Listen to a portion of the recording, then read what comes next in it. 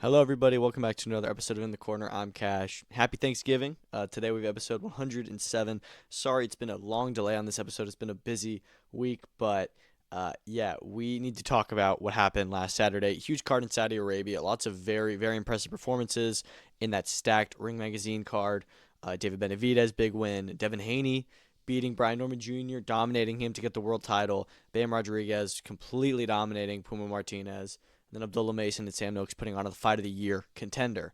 We also had UFC Qatar where Arman Tsarukyan and Ian Garry both potentially stamped in their statements for why they should be the rightful contender for the championship belt in their respective divisions.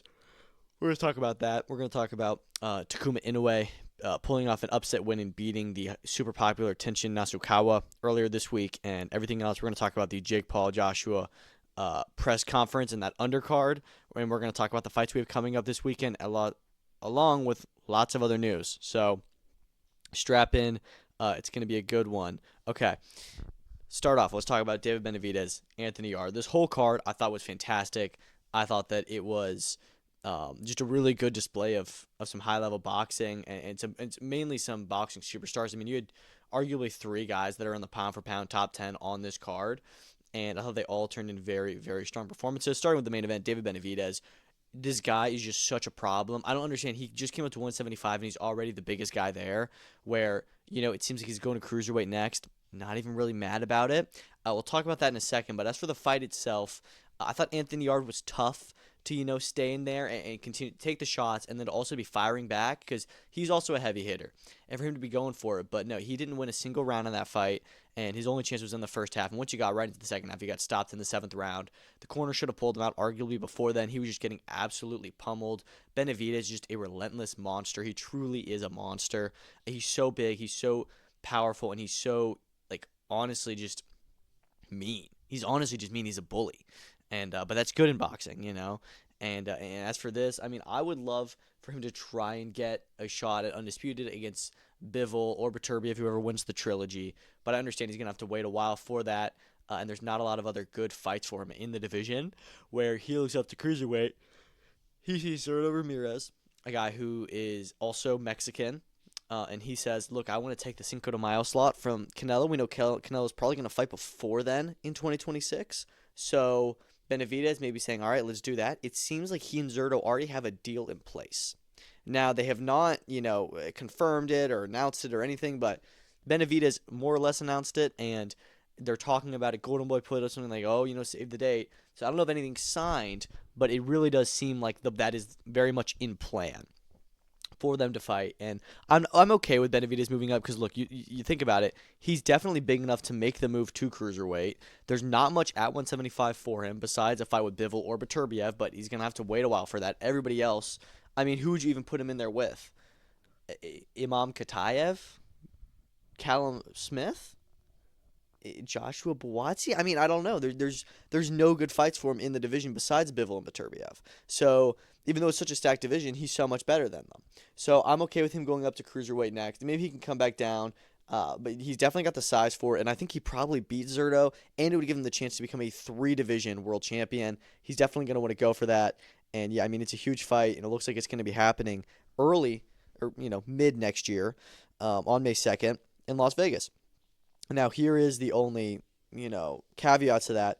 Zurdo Ramirez, we just heard that they have struck a deal for him to fight Robin Safar on this January 16th Golden Boy card, which is obviously going to be headlined by the rematch between Raul Curiel and Alexis Rocha. Now, it does kind of seem that, we're Rocha Curiel 2 and then Flores Chavez 2. I thought that was the whole main and co-main event. Apparently, they're going to be putting Zurdo versus Safar on that. I don't even know what's going to be main event. Probably still Rocha Curiel 2, but Zurdo Safar is a huge fight. I mean, that's a unified world championship.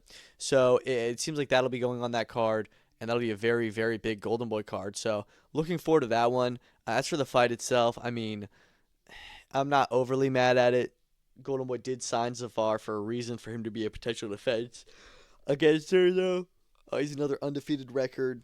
Zurdo can conquer, and yeah, Zurdo definitely wins that one. But again, it's just true. He's got to. I like him staying active, but he's got to get through. So far, my main issue with it is that Zurdo. This is just a blatant duck of Jai Opetaia. It really is, and I feel bad for him. But at this point, now that we know Zurdo has no interest in fighting Jai, then Jai should just get through Hussein Shinkara, target the Chris Bumsmith fight. Chris Bumsmith left that WBO interim title fight.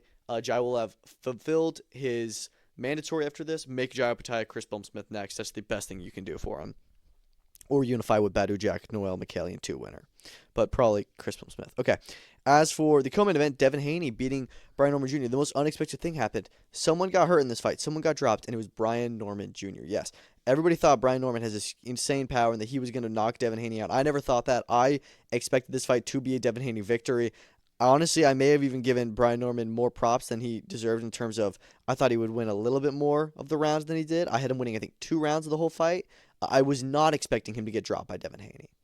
And not only did he get dropped, he got hurt, and it was early on in the fight where after that I was like, is he going to get up? And 2, will he make it to the end of this fight? I thought Devin Haney was going to stop him in the next 2 rounds after that.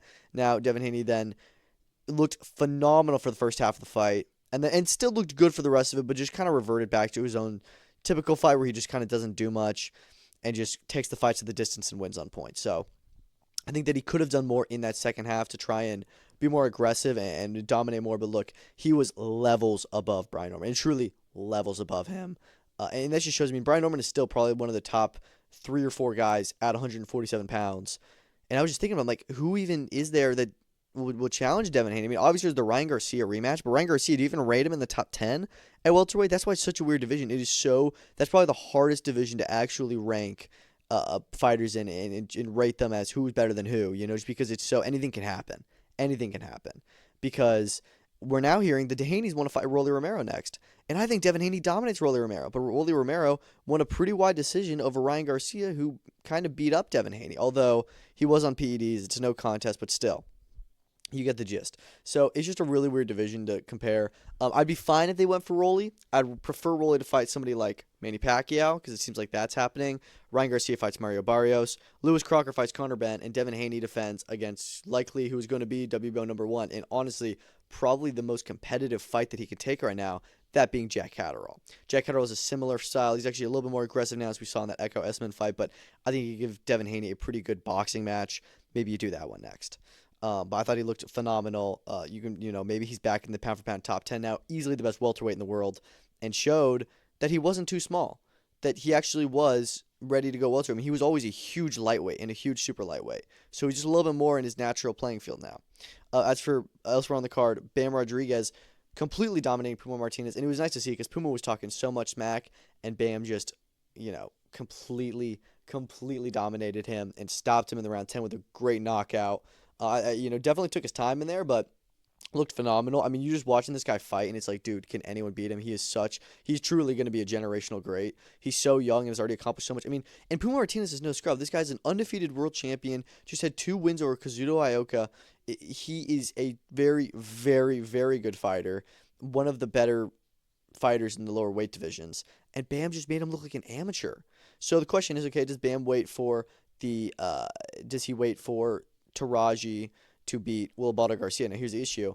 Andrew Maloney has a mandatory at 115 pounds, so the winner of Taraji and Garcia is going to have to defend their IBF Super Flyweight Championship against Maloney, and they will not agree to a step-aside deal. So that means that Bam is not going to get he's not going to get to fight the winner of Kenshiro Garcia. He'll have to fight the winner of whoever beats that with whoever wins between them and Maloney. So it would be over a year before Bam could fight them again. Do you want to keep Bam just kind of waiting there? Does Bam go for somebody like David Jimenez, who was the mandatory for the WBA championship? That's honestly a better fight than Garcia would be. Can Taraji be a big name, even though Bam would certainly beat him? Or does Bam make the move to 118? Robert Garcia is saying that they are going to move to 118, and I don't really hate it. I think there's a lot of good fights at bantamweight for him. You got a lot of great champions there. Takuma Inoue just became one. You've got Seiya Tsutsumi, and then you've also got Christian Medina, as well as lots of other fights. Kazuto Ioka could be a big one for him, as he's about to return on New Year's Eve. So lots of good potential fights out there for Bam Rodriguez at 115 or 118. I would like to see him get undisputed at 115. I really would, but it may not be worth it to wait around a whole year. maybe you do just make the move to 118. You also had Abdullah Mason and Sam Noakes just putting on a phenomenal fight. I thought Sam Noakes put on a pretty good account of himself, but Abdullah and was honestly maybe the heavier hitter.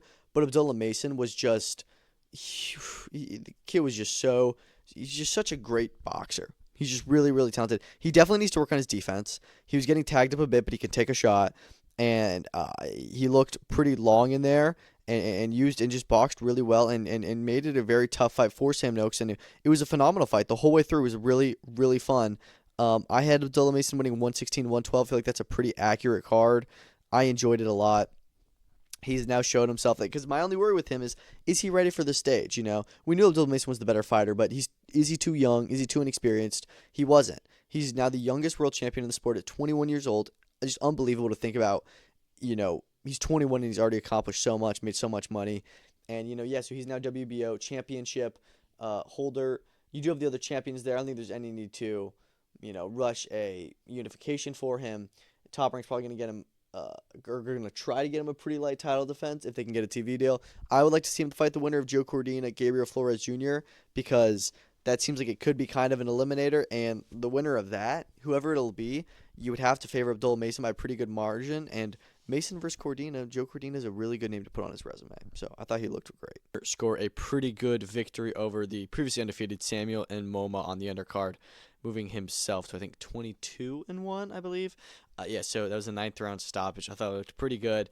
Honestly, a fight that I would like to see him fight next. He's at 160. He's looking to break into that top, upper echelon. Another guy who's trying to do that, who got a win on a Riyadh season card earlier this year, is Aaron McKenna. Give me Aaron McKenna versus Vito Mendicki. I think that's a great fight. Muhammad Al-Akel had another decent win. Thought he could have gotten the stoppage. Sultan Al-Muhammad had a first-round stoppage. Julio Porras got lucky with a draw. I actually did score to draw, but it was a very, very tight fight he had with Pios Impenda. And then Juan Carlos Guerrito had the first victory of his career. So good card in Saudi. Another big card in the Middle East was UFC Qatar. Arman Tsarukyan dominating Dan Hooker, getting the second-round submission. Looked fantastic. Proved, I'm that guy at lightweight. I am the number one contender in the world. I think he needs the next title shot. We're hearing today that Dana White is going to make the first announcement for the first UFC card on Paramount Plus in 2026, that being the big Vegas card, UFC 324. I believe it's in Vegas. Yeah, UFC 324 on January 24th. Now, it was rumored it was going to be Ilia Topuria headlining that, likely against Paddy Pimblett. That fight is no longer happening. Ilia, for whatever reason, has some personal thing going on. He's not going to be fighting in January. Unlikely he's fighting in February, which is incredibly disappointing how inactive of a champion he's becoming.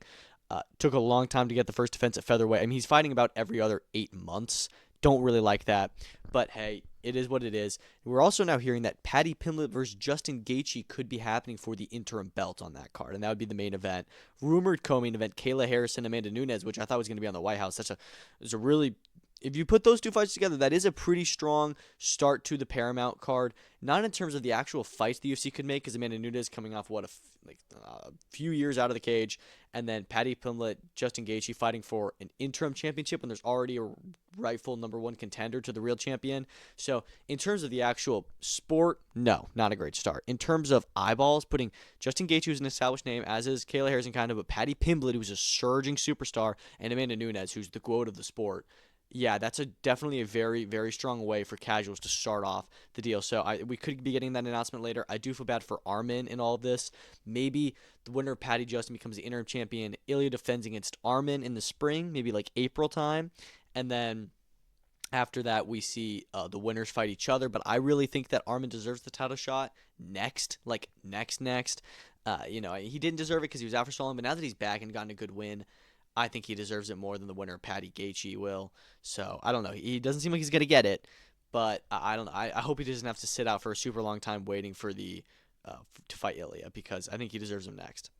Although I do like Paddy and Justin fighting each other. I think they should be fighting for the right to fight Ilya next. And I don't think there should be an interim title on the line. I think they'd only do it because they need a title fight for January. Nobody else is going to be ready. Co-main event, Ian Garry putting in a very, very good performance over Bilal Muhammad. I had him winning all 3 rounds. Judges had it the same way. One of them had it 29-28. Really, really good win for Ian Garry. Did a great job of keeping Bilal off the ground, Bilal did not try and go for the takedowns as much in the fight with JDM, which is a fight that I think he maybe could have won if he did try and wrestle more. But here he tried. Ian wouldn't let him. Striked pretty well and made a great case for the Islam Makhachev fight at 170. Now, again, 170 is a division where it's really hard to tell who is the number one contender. Shavkat Rakhmonov was that guy. He hasn't fought since a year ago. So it's kind of questionable, sitting with Arman for a while. Does he deserve that number one contender spot if he's missed out and everybody else has been getting good wins and he's just been sitting and waiting? Maybe not. Maybe he has to go and, get another win under his belt. As for Ian Garry, I think he is that guy. If it's not Shavkat, it should be Ian Garry. Michael Morales can make the case because he did beat Sean Brady, who was next in line, and he does bring that wild card matchup. But I don't want to rush Michael Morales. He could be something really special. I'd say you do him versus Carlos Praches. It's an explosive fight. Either guy could win by knockout. That's the one you do next. Maybe you do Shavkat versus I don't even know who you would put Shavkat against, really. I don't know. There's a big discussion about Kamaru Usman. Team Islam is saying Usman's going to be next. I really hate that. I really don't like it at all. I understand for the name value, but you've got about 4 guys who deserve it more than Usman does. Ian Garry and Shavkat certainly do, as does Michael Morales, and honestly, as does Carlos Praches. So I would be very disappointed if they decided to do that. Also on the card, a lot of great knockouts. Volkan Ozdemir, first-round KO over Alonzo Menifield. Miztebek Orobai, great first-round knockout over Jack Hermanson. Waldo Cortez Acosta, incredible knockout over Shamil Gaziev. He is trying to get a fight on either December 6th or 13th. They're looking to find one for him. He's going to be fighting 6 times this year if that happens. Incredible activity. He just fought twice in November. He's going to be fighting 3 times in the span of like 6 weeks, maybe even 5, which is just absurd. But hey, you know what? Great win for him. And he's becoming, I think he's 6th in the heavyweight division, maybe even 5. So he could genuinely get a title shot next year with how dry that division is. Kyoji Horiguchi getting a 3rd-round submission over Tagir Ulanbekov to take his ranking. Really looked good. I liked what he said on the mic too. He was a fun personality. And new blood in the flyweight division. I know he's been around for a while, but new UFC, championship contention blood. Luke Riley, 2nd-round KO over Bogdan Grad. Looked pretty good there. I liked that. Asu Amabayev got a submission win over Alex Perez. There's a lot of great finishes. Can't go through all of them, but I really enjoyed the fight card. I thought it was fun. And it definitely started off a little bit but then as you just got going, it just became a really, really solid fight night. One of the best of the year. One of the most stacked of the year. And yeah, it was a good one. We did have some other boxing. We'll just run through it quickly. Harlem Eubank beating Josh Wagner in a pretty boring, all things considered, 10-round decision. Didn't really do much. Honestly, my biggest comment with this event was the production of it. First few fights had no commentary. There was no audio at all, it seemed. And then they do, and then you can hear, I guess it was the director, but somebody talking the entire time during the fight, talking about, okay, camera break in 5, 4, 3, 2, 1, like switch to this camera, switch to that. The entire broadcast, you could hear this. And I'm like, did nobody stop this? Did nobody notice? Did nobody check the stream and say, hey, we can hear you. Can you turn your mic off on the actual broadcast? Just really, really poor things. I mean, you had 9 fights on the card. Not one of them had a knockout. That's never fun. All pretty boring. Not much to say. Mizuki Hiruta had a 10-round unanimous decision win over Gloria Gallardo. Won every single round on every single card. That's how we like to see it. She's one of the better fighters in the women's boxing, and she's coming up the ranks fast. I would like to see her either get a unification, maybe move up in weight. Hey, look, if Gabriela Fundora should move up to super flyweight and fight her, because that'd be a good fight. But yeah, I think that Hiruta deserves a big shot next. She's had 4 title defenses this year. Pretty good. Otherwise on the card, you had a lot of great stoppages. Aiden Palma, Abel Mejia, Guadalupe Medina all got their guys out of there within the first 3 rounds. So yeah, very, very fun card in California there. And then you also had Francisco Verón beating Royman Villa by unanimous decision, dominating him, dropping him towards the end as well. I mean, he won every single round of my card. I thought the corner could have pulled out Villa in the last couple rounds. Villa's been a contender for a while, but Verón is he's honestly becoming a bit of a dark horse at 154, and I think he could get a good, tough fight for himself next. I mean, there's just so many good options out there for him, and he's just, that was just a very pro box TV fight. This guy who's really good, really talented, not a big name yet, but he'll give you a very tough night. And Senbatar Erdenabat also had a good decision win on that card. Pretty dominant. One judge had a 96-94, which was absurd, but again, he's just a really, really skilled contender coming through the ranks, and yeah, I thought he looked good. And some other good prospects on that card. And I forgot to talk about it, but Takuma Inoue beating Tenshin Nasukawa in Japan. This was another big card. It was so much to talk about. Sorry. Um, I thought he looked phenomenal. I thought that Tenshin started off the fight really strong. His first 2, 3 rounds, I gave him the first 3 rounds of the fight. I thought he looked very good. I thought that he was kind of making Takuma uncomfortable with his power and just, and then Takuma just kind of started to take the fight from there. I mean, I only gave, after those first 3 rounds, I gave Tenshin 1 of the next 9. Everything else was just completely Takuma Inoue, and it was just experience and boxing skill, and just he just kind of figured out Tenshin, figured out the game plan, and just kind of went from there, and honestly kind of cruised at times, and it was just really, really impressive from him after a year layoff, and people were wondering, him himself talking about retiring, to just show, no, I'm still one of the best in this division, and, pulled off a big upset in this, surging superstar in Tenshin Nasukawa. Tenshin is certainly not done. He's still a really good fighter. I would not be surprised if he wins a world title again in the future, or, gets another shot at one. But Takuma Inoue wins the WBC championship. Lots of good fights for him. We talked about Bam Rodriguez potentially moving up. That's a fight he could unify against Seiya Tsutsumi, against Christian Medina. He could fight Kazuto Ioka. I mean, 118 is a really, really good division, especially in Japan. Lots of good options for him. You also had Mikito Nakano losing to Rais Halim. Bit of an upset there. Halim is now mandatory for the IBF featherweight champion. That being Angelo Leo. I mean, even that fight, I'm a little bit like, I don't know if I like to see Leo fight Halim. When you look at the guy he's fighting next, I don't even know his name is like Delamani or something. In February, it's just like, like why are we not looking for tougher fights for Angelo Leo? He fights like once a year, like every 10 months, and then just has title defenses. Very disappointing. I would love to see him unify next year once he gets through this title defense in February, but he's probably going to get ordered to fight Halim, and then it'll be a bit of a boring title run from him, if I'm being honest. What else? Tomoya Tsuboi beating up Carlos Cuadras, stopping him in the 8th round. Looked great. I mean, that was just his 3rd professional fight, and he retired Cuadras. Cuadras retired. This guy's a former world champion. He's been around. He's been a legend, and Tomoya Tsuboi stopped him in his 3rd fight. I mean, really, really impressive start to the pro career for him. He's at 115. He can get a world title shot next year, if I'm being honest, if he just keeps on going like this, beating up these guys. I was very impressed. So good card in Japan. Riku Masuda also had a good win on that card. Okay, now before we get into this upcoming weekend's fights, let's talk about Jake Paul, Anthony Joshua. They had their first press conference. It was pretty interesting. They were trying to throw in a little bit of trash talk here and there, not too much. They both respect each other a lot. Jake showed a lot of respect, and I mean, you just have to give Jake so much credit for taking this fight because he's in with an absolute killer in Anthony Joshua, who's also not going to be training with Team Usyk. It's been confirmed. That is crazy. I mean, not only is Jake at so many disadvantages, but now he's training with the team who is, currently training the #1 fighter in the world. So Jake's got a really, really scary, fight ahead of him. And we also learned that Anthony Joshua was meant to fight Cassius Chaney on Saturday, this past Saturday, in a surprise fight, meaning he was just going to make the ring walk. He was going to fight Cassius Chaney, who's just this like mid-tier heavyweight, and they were going to just have the fight in Saudi Arabia, not even announce it at the weigh-in or something. Like, literally just going to be like, oh, get this, Anthony Joshua's fighting in 5 minutes. That's crazy. I would have loved that. I think everyone would have gone crazy if they did that. I thought he was going to fight on the Ghana card, maybe the Inoue card, who knows.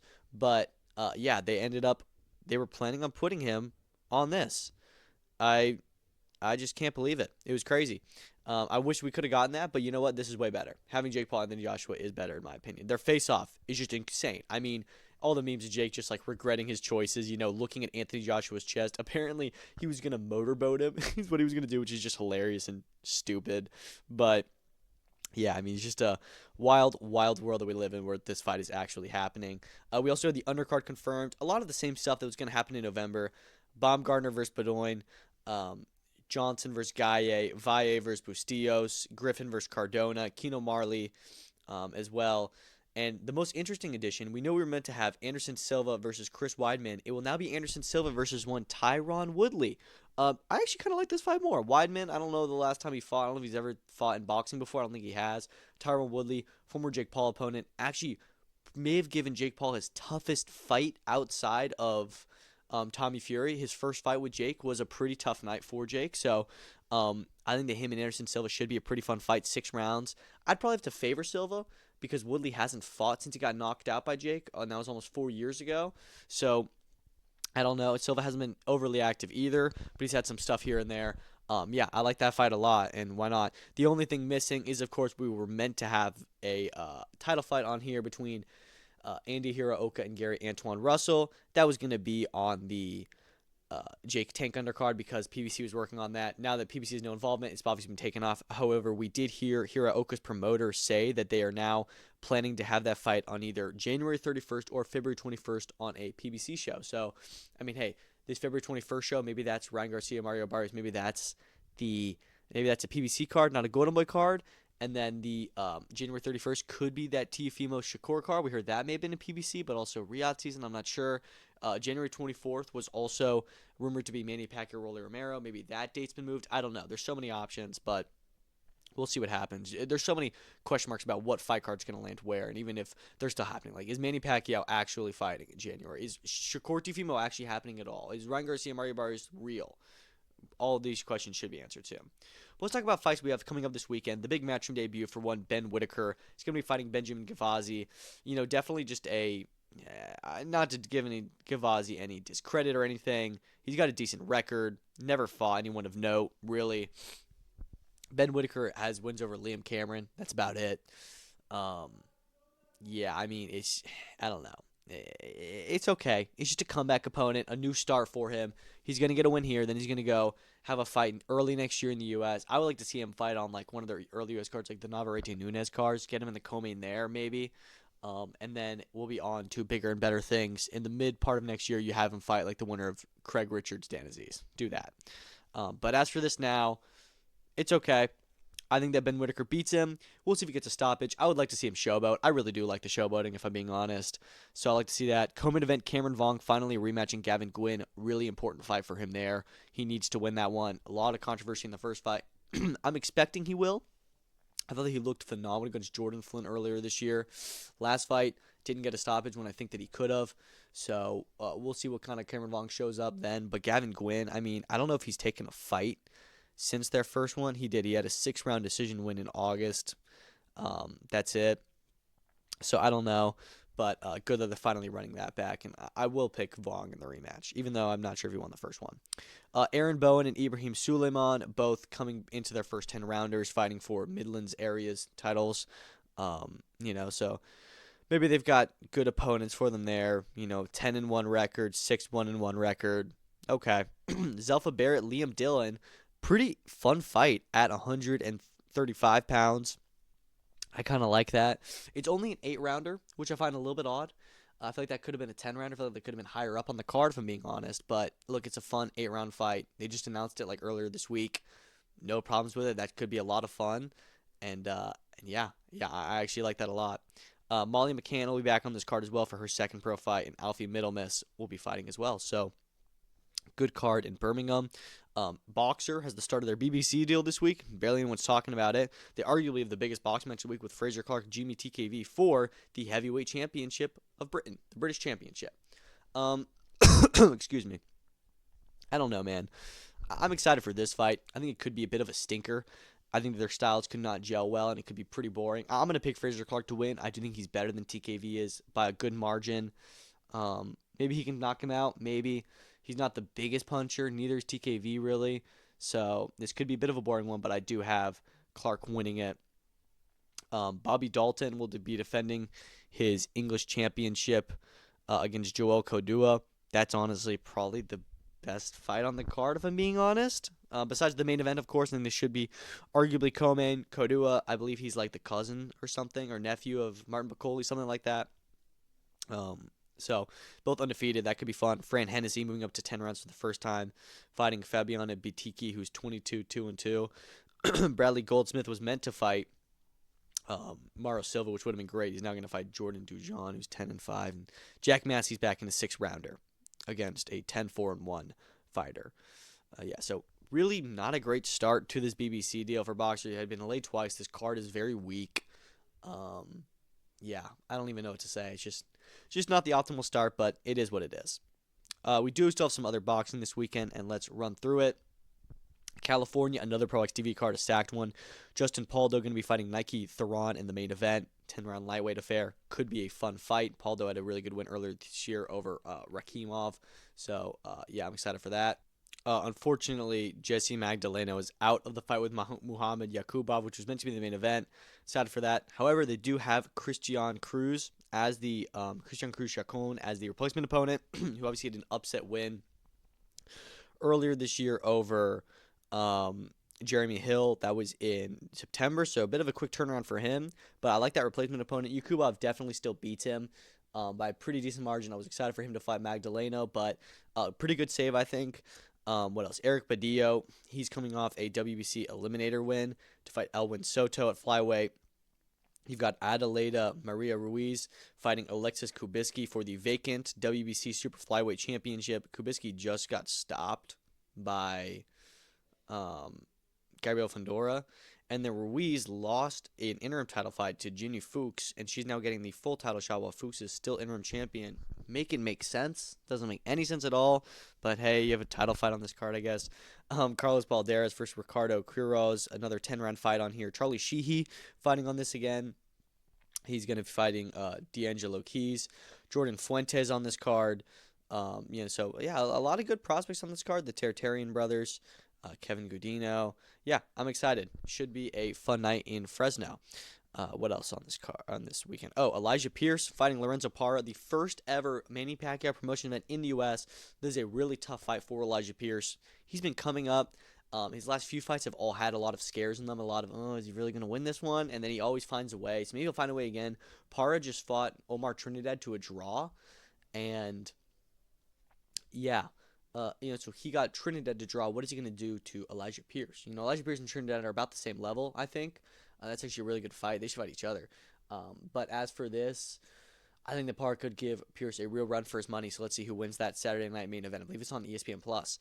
Also, the thing everyone's talking about, the pro debut of one Manny Pacquiao Jr. Finally, he's going to be fighting Brendan Lally, who's also making his pro debut. That's very highly anticipated. I just see that Pacquiao just had a baby this week. Pacquiao Jr. did. That's crazy to have a baby the week of your pro debut. So congratulations to him.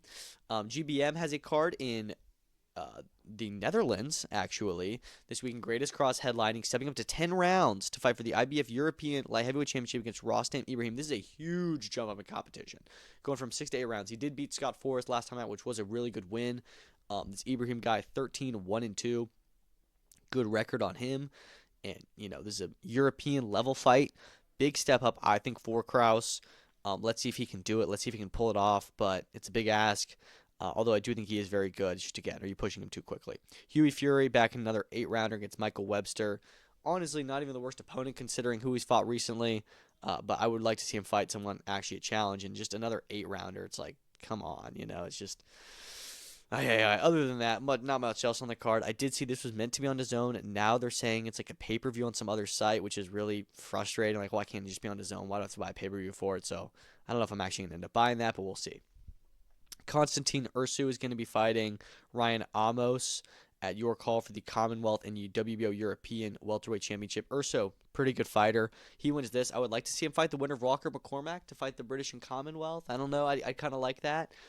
If not, okay, because the winner of that maybe move up to like world level fights. Maybe he fights for the British, the vacant British, but he's a pretty good fighter. Yasser Al-Hannah defending his English Super Lightweight Championship against Mikey Lee Broughton. He's also going to be fighting for the WBO European title on that one. And a lot of other good fighters on the card. Malik Zanad, Tiago Osorio Mugsanga fighting in just his second fight. Going to be an 8-rounder, so he must be pretty good. What else? Stevie Levy. Archie Sharp, back off his back-to-back losses. Going to be in a 6-rounder, just trying to get the win back. Should be a fun card with top tier in York Hall. That's all I've got for this weekend. Now let's move into the news because we still got plenty to talk about. All right, let's run through these news quickly because it's already been a long episode. Khamzat Chimaev is going to be out for 5 more months with a foot surgery. He said this weekend.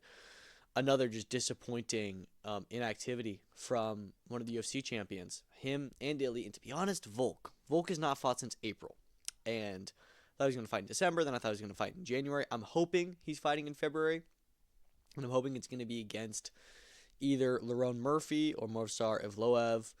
I don't know, but I need that. I need Volk to fight ASAP because it's been too long. Um, I mean, just looking at like the start of this era, it's gonna be rough. Merab and Pantoja won't be able to fight. Volk needs to step up and fight. Ilya's not going to fight for a bit. Hamzat's not going to fight for a bit. Islam's not going to fight for a bit. Pereira and Tom, hopefully they can get a fight in, but everybody's trying to wait out and sit out and fight on the White House card. Everyone is. And we're going to have interim title fights and women's title fights headlining the cards. Not a great start at all. Moving on from that, Virgil Ortiz's manager suggests that Boots versus Virgil could be the co-main event to Zurdo versus Benavidez. I mean, Boots versus Virgil is big enough to be the main event of its own pay-per-view. It doesn't need to be co-main event, but if you're going to put those together, that's value for money. I'll take it. Sure, why not? It's a big fight. And if Virgil Ortiz is saying that could happen on May 2nd, that'd be their next fight. That'd be both their next fight. So yeah, let's do it. That needs to happen next. I don't want any of this build-up. We've already had the build-up. Their last fights were the build-up. Come on, let's have them fight next. PFL announced that on their February 7th card, we're going to have Ramazan Kurmagomedov versus Shamil Musayev for the welterweight championship. So they're putting that belt, getting a vacant title fight there. I like it. 2 undefeated Russians. Should be a really, really good fight. My only question is, where is Thad Jean? He won the championship last year. I feel like he should be in line to fight for that title. Maybe he fights it the winner for it next. Maybe he wasn't available for this date. I don't know, but I feel like he deserved that title shot, so I don't know why he's not getting it. He also knows Dakota Ditcheva will be returning on this card against Denise Kiel-Holtz. I don't know why they don't just have her fight for a championship. I mean, they don't have anyone else for her to fight, I guess, but if you're going to keep her fighting, just make her a champion. Make it, mean something, not just have 3-round fights. I mean, just make her your champion of women's flyweight division. Find contenders for her, sign more fighters. But I don't know. I mean, it's whatever, but still, really good 3-pack of fights so far. The Calm Smith, David Morrell purse bids have been delayed yet again to Friday. Hopefully, we find out there, what's going to happen with this fight. I don't know, dude. I really want them to reach a deal. Even still, or just have it go to purse bids. I don't really care. This fight is clearly what needs to happen next for 175, and just determining of who gets next shot at who. I think it's a great fight. I think it's a 50-50 fight. It's just make a deal. Just make the damn deal already. Like, come on, let's stop waiting around. Subriel Matias may be able to fight Dalton Smith on January 10th. Yeah, so obviously we learned last week he had an adverse finding. It was Osterine, same thing Ryan Garcia got popped for. So we're still waiting to see if he's going to be able to fight on January against Dalton Smith. But what they're saying is that in terms of the rules, in terms of the investigation, it is still possible. So it's not like he's going to get stripped. It's not like the fight's going to get canceled. He's going to get banned. We don't know for sure yet. It's still a possibility. So there's also a chance it won't happen. Who knows? But I hope it does still kind of go through, if I'm being honest. Misfits Mania had some new updates. Nick LMAO versus Ben Williams will be on that card. That's another really good, well-matched fight for Misfits to make. I like it. 2 fun guys. 2 of the better fighters on Misfits roster. They're really fun to watch, both of them. Ben Williams is actually a solid boxer, and Nick LMAO is pretty wild in there. He just throws haymakers and always makes it a fun fight. Ty Emery versus Pearl Gonzalez for the MFB middleweight title. These are 2 BKFC MMA type fighters. I guess Elle Brooke has left Misfits, which is unfortunate. She hasn't fought in a year, which she was like their best fighter. Had a draw with Paige Van Zant, so she was really good, and it seems that she wasn't on their pound for pound rankings they put out the other day. By the way, they chased him more at number 2 on their rankings, which is ridiculous. He shouldn't even be in the top 10. I know he has the heavyweight championship and he's been active, but he still sucks. Like, come on. And they also announced that Sultan Babakanov and Jack Corey will be fighting on the card as well, too. Prospects coming up professionally. They'll probably be fighting after the main event, but yeah, this fight card is like 9 fights now. A lot of good fights. I'm pretty sure it's just about complete. Most of which are pretty good fights. I like it, and yeah, looking forward to Misfits Mania December 20th a lot.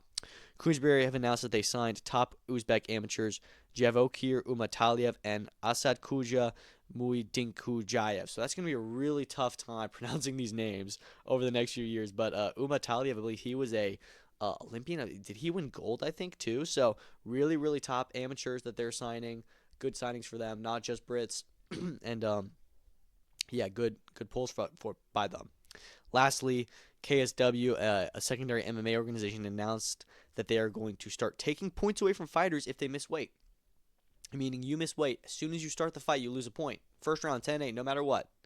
Well, maybe not 10-8, but it could be a 9-9 if you win it. But automatically on the scorecard, you'll be deducted a point. I kind of like that. Really incentivizes more. You cannot miss weight, or else it will hurt you in the fight. It won't be an advantage because it's gonna be harder for you to win on the decision. So I kind of like it. It is maybe a little bit of a stretch too far because it's taking things that don't happen. You're not judging the fight solely on what's happening in the fight, but also other circumstances. But it'll also, I don't know. There's pros and cons to it, but it definitely will incentivize people to not do it, and will make them pay for when they do. So I like it. Pretty good, interesting move. I wonder if the UFC will do it. I doubt they will, but yeah, really, really interesting. Direction to take that with the rule change. That's all I've got for today. Thank y'all so much for listening. I hope you have a great Thanksgiving. We'll do another episode early next week where we'll talk about what happened this weekend and as well as reacting to whatever the UFC announcement's going to be today. I'm excited for it. Thank y'all so much for listening. Peace out.